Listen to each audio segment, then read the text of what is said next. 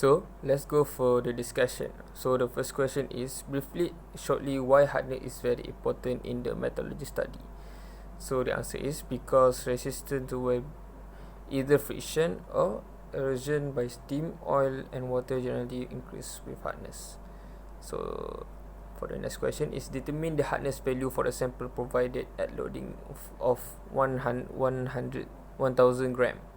So basically, to find the hardness value is usually we use the formula head 1.854 F divided by 2 power of 2 d power of 2. So these are the calculation for the this is my calculation for brass,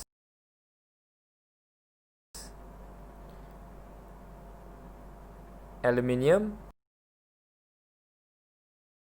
and also steel.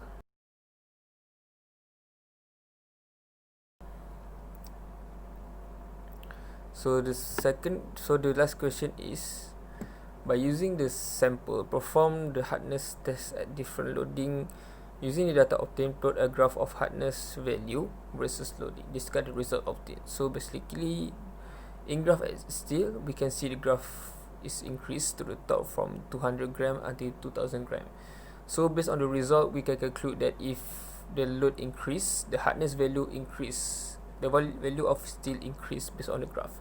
So the second one is if in the graph of brass, we can see the graph of tin is also the same as steel, which is increased from 200 gram until 2000 gram. So based on the result obtained, we can conclude that if the load increase, the hardness value of brass is increased based on the graph obtained. And the last one is in graph at aluminium, we can see a little bit different on the graph obtained. So based on the graph for 200 until 300 gram, the graph increased, but from 300 gram until 500 gram, the graph is decreased because the effect of the hardness value and continue increase to 2000 gram. We can conclude that the load of the hardness value of brass is not stable.